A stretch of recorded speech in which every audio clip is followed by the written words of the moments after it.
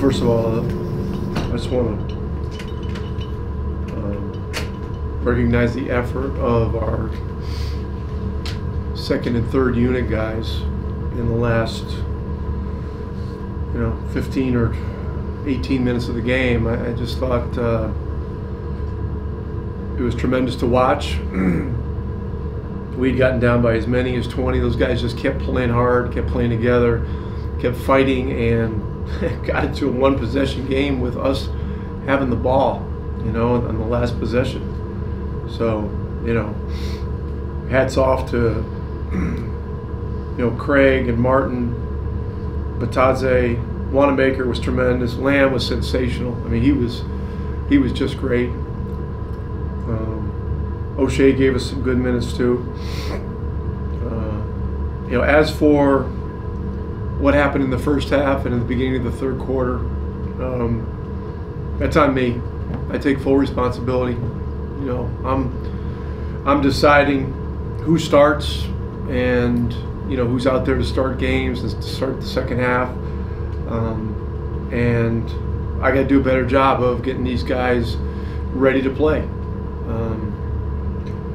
It's been ugly the last couple games. So I should say some of these stretches have been ugly the last couple of games, and the NBA has become a hard play league. It's really been one of the great things about the evolution of today's game. It's highly skilled and highly competitive, and if you don't compete and you don't compete the right way, you get kicked in the face. And so, we got kicked in the face in the first half, and then to start the third, and the other group did a great job fighting back, and I'll give the starters credit. They, on the bench, they were really supporting the guys that were out there playing. So that was great to see. But our job is to represent the state of Indiana and the Pacers organization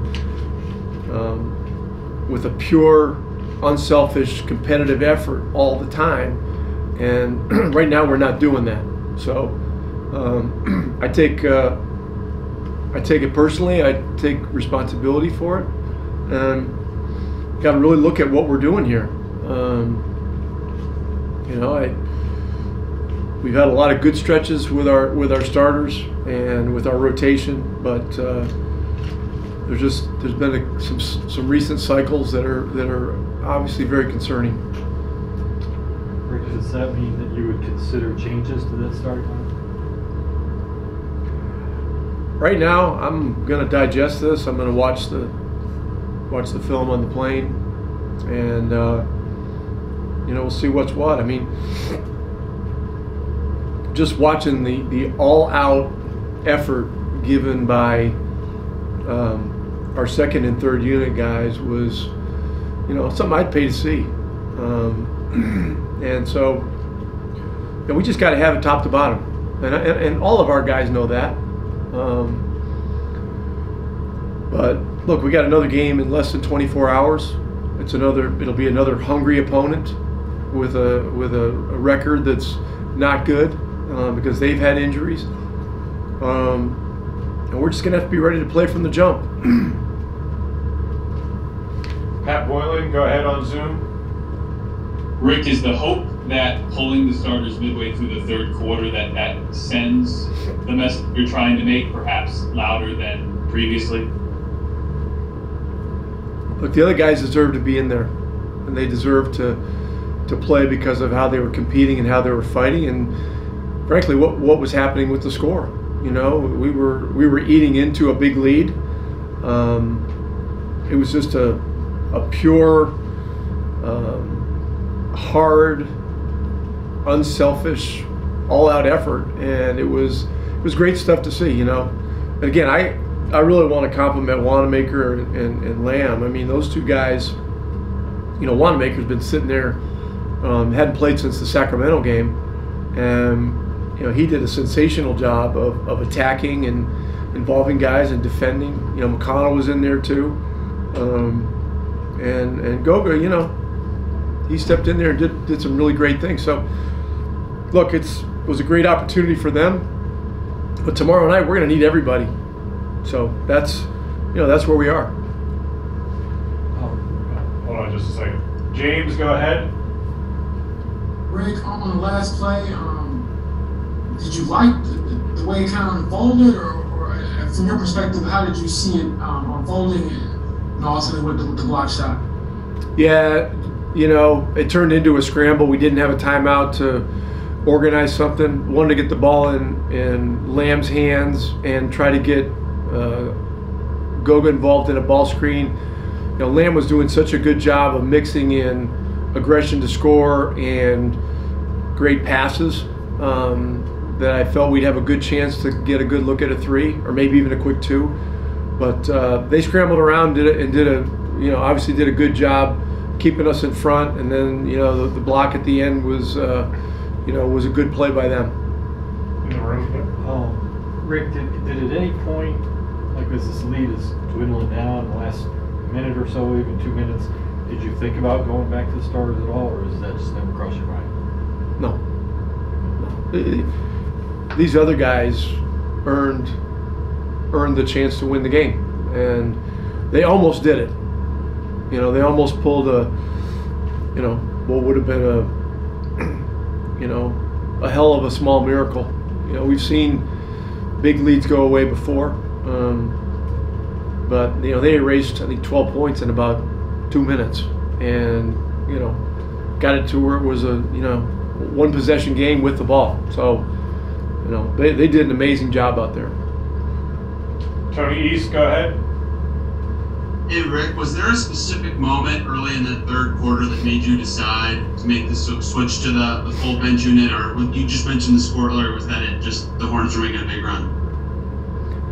Yeah, they just, our energy wasn't good, and it was clear to me. I think we had taken our second time out in the third quarter that we needed a wholesale change and a completely different look out there, and we needed to get some fighters in the game. And so, the guys that went in responded really in a big way. Wanamaker was playing so well we couldn't even get him out. I mean, the guy must have been exhausted because he hasn't, as I mentioned, hasn't played that much in recent games. But man, he was terrific, and just loved the way the whole group competed. All right, Pat Boylan, last one. Rick, considering how difficult this stretch of schedule has been and the back-to-back tomorrow night that you're facing, can an impactful silver lining of all of this be the fact that the starters maybe didn't have to go a full slate of minutes for tomorrow? Yeah, listen, I'm sick of hearing about how hard the schedule is and all that stuff. I mean, it's the NBA. The schedule's supposed to be hard,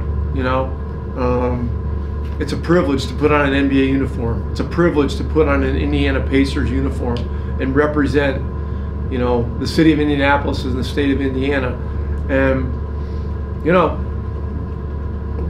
the stuff about the schedule, I don't want to hear it. Nobody wants to hear it. And I don't want to hear about silver linings either. I mean, this league is about competing and winning games.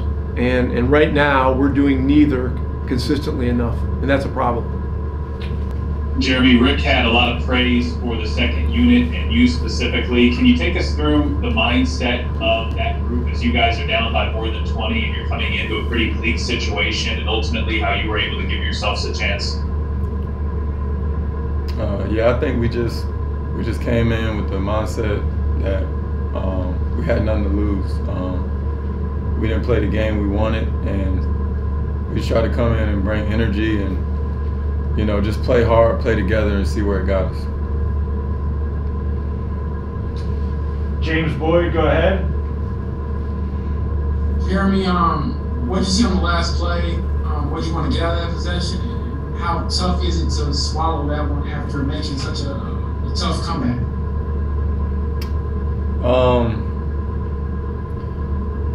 Obviously they knew we needed a 3. I tried to create some space. But they was up. They wanted us to get it,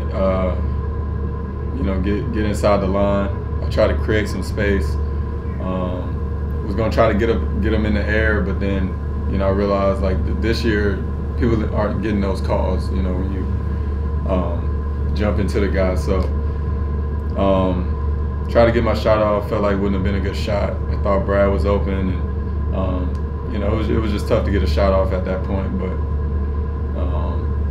looking back on it, wish I had tried a little harder to get it up. Wheat, go ahead. Yeah, Jeremy is kind of the veteran with those reserves out there down the stretch. Did you have any message to your teammates around on the floor with you, and just how proud were you of the effort that some of the young guys like Goga and Keelan and that group put in to fight it back? Yeah, I was happy we just kept fighting. And like I said, I was like, look, we got nothing to lose. Just keep playing, keep being aggressive, keep getting to the line, keep being physical on both ends. And, so we as a team now, we really got to, everybody 1 through 15 really we got to lock in as a team, to play like that the whole game. We can't just wait till we get down 20 or 25. And, so we just got to really lock in as a team and learn from this. Tony East, go ahead. Jeremy, to the extent you're willing to share after a strange game like that, where there was not a lot of energy in the first half and then the bench came in and completely flipped the game, what was the energy like in the locker room for you guys? What was the kind of the conversation? Was it more optimism that the comeback happened, or more kind of somber after that first half? You mean what was the energy after the game? Yeah. It's bittersweet because we fought all the way back, had a chance to tie it up, and wasn't able to get over the hump. But at the same time, we knew we didn't play a good game. We gotta learn to put a full game together. And so at the end of the day, we look at it like, man, wish we could have pushed it to overtime and try to have a chance to win the game. But at the same time, like I said, we can't play a first half like that or first 3 quarters like that. We gotta come out strong every game to give ourselves a chance to win, especially on the road. All right, 2 more. James, go ahead. Jeremy, Rick talked about Brad coming in, hadn't played in about the last 5 games. Obviously, he had a big spark on the bench tonight. So, what did you see from him specifically to help jumpstart the team? I felt like he made things happen. He forced the issue, just getting downhill, getting to the line, laying the ball up, and then once they, started helping, he was making the right passes and getting people involved. I think that was huge for us. And also on the defense end, he was playing real physical, getting steals and deflections and things like that. And, little things like that go a long way, definitely in a game like that. So I think he played great. Just like you said, he hadn't played in the last, 5 games, 10 games, whatever it was. And that's tough to do. I've been there. And to be able to come in and make an impact like that and fight all the way back and have a chance to tie it up, I think that was huge on his part. All right, Christos, last one. Jeremy, the way that you fought until the end of the game, you have a chance at the final play of the game. What it shows about your mentality as a team, and what do you need to do to maintain that effort until the end of the season? I think we just gotta lock in. We gotta hold each other accountable, and like I said earlier, we can't wait till we get down 20 to play with urgency. We gotta be ready every night. If we're gonna turn the season around, easier said than done, but we got to do it. So hopefully we can, we'll come out next game hungry, ready to play, and it'll be good to be in front of our home crowd. Torrey, what to you is the major takeaway of a game like this, where things were going as poorly as they were, but you and that second unit were able to make things interesting at the end, but ultimately it results in a loss? Well, we was down pretty bad, so we was kind of out there with the nothing to lose mentality. Just playing physical, playing a little more harder. And, you know, basketball is a game of runs, so teams make runs. We made a run, and yeah, that was pretty much the story of the night. Just both teams making runs. James, go ahead. Torrey, when it comes to playing with energy, passion, is that more of like an innate thing? Is it something you can cultivate? How do you all, I guess, approach it? I guess you as an individual and as a team. Yeah, I mean, it's just a mindset. I feel like if you come into a game knowing that you're gonna give it your all, then it'll show up. So yeah, I mean, both teams play hard tonight, but I think our problem is that we do it in spurts. We just need to do it more consistently, and I think we give ourselves a better chance to win that way. Christos, go ahead. Torrey, how important for you as a team is to maintain that never give up, never quit mentality that you shown at the last minutes of the game, and how important should be the aggressors on the next game? Yeah, I feel like as a competitor, as a professional athlete, you should never ever want to give up, no matter what the situation is. And that's what we did tonight, more in the second half. Just playing with that mindset, and yeah, I was proud of the way we competed, even though we lost. Just to get into a one possession game after playing 3 quarters like that, that's all you can ask for. Give yourself a chance to win. And hopefully we can take some of that momentum that we had in the fourth quarter into tomorrow's game and just come out from the jump and get going right out of the gate. Wheat, go ahead.